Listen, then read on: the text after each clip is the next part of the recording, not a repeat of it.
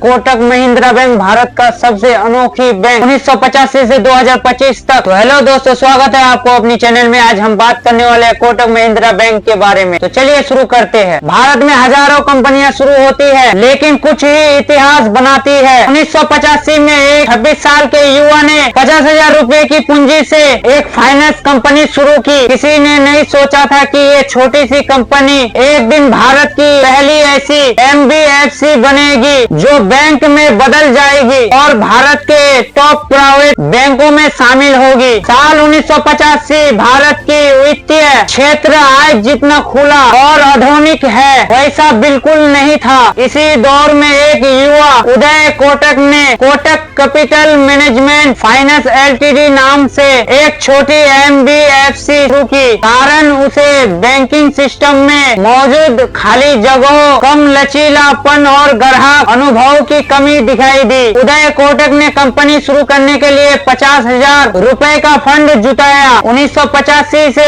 1990 के बीच कोटक फाइनेंस ने car loan, bill discounting और ट्रेड फाइनेंस जैसे क्षेत्रों में तेजी से अपनी पहचान बनाई। 1990 के दशक में कोटक फाइनेंस देश की सबसे तेजी से बढ़ती एनबीएफसी में से एक बन चुकी थी। 1990 के दशक में कोटक फाइनेंस ने एक बड़ा कदम उठाया। महिंद्रा एंड और महिंद्रा ग्रुप के साथ साझेदारी। इस साझेदारी का परिणाम था Kotak Mahindra finance LTD. Mahindra group ने उदय कोटक के विजन को पहचाना और इस साझेदारी से कोटक फाइनेंस को क्रेडिबिलिटी और ग्राउंड रेंज दोनों मिले। महिंद्रा ग्रुप से आने से कोटक फाइनेंस के मार्केट वैल्यू कई गुना बढ़े। भारत के बैंकिंग इतिहास में एक ऐसा दिन आया जिसकी उम्मीद किसी को नहीं थी। 2003 में कोटक महिंद्रा फाइनेंस को बैंकिंग लाइसेंस जारी किया। एनबीएफसी थी जिसे बैंक में बदलने में अनुमति मिली। ये घटना ऐतिहासिक क्यों थी? पहली बार एक एनबीएफसी को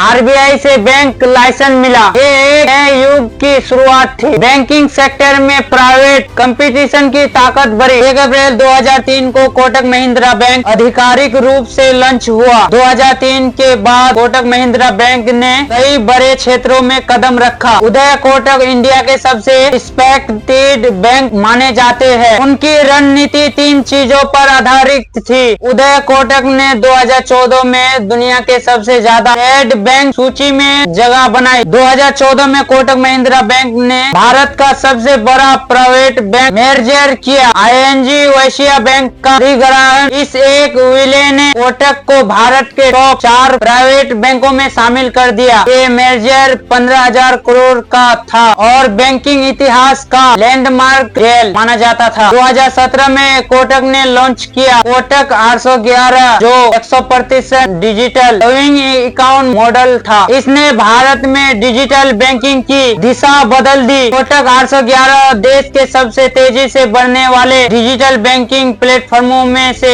एक बना। कोटक महिंद्रा बैंक आज भारत का टॉप प्राइवेट बैंक है। लाखों ग्राहक का भरोसा है। 1600 प्लस शाखाएं है। करोड़ों डिजिटल शेयर्स, मजबूत कैपिटल रेटियो के लिए जाना जाता था। एक छोटी एनबीएफसी से शुरू होकर एक बड़े बैंक तक पहुंच गई। कोटक की यात्रा भारत के वित्तीय इतिहास की सबसे प्रेरणादायक कहानियों में से एक है। आज कोटक बैंक में करोड़ों ग्राहकों का अकाउंट बना हुआ है। अगर आपको कोटक महिंद्रा बैंक की ये 5 मिनट की अनोखी कहानी पसंद आई हो तो लाइक करें, कमेंट करें और चैनल को सब्सक्राइब करें। हम फिर मिलेंगे भारत के किसी और महान संस्थान की कहानी के साथ।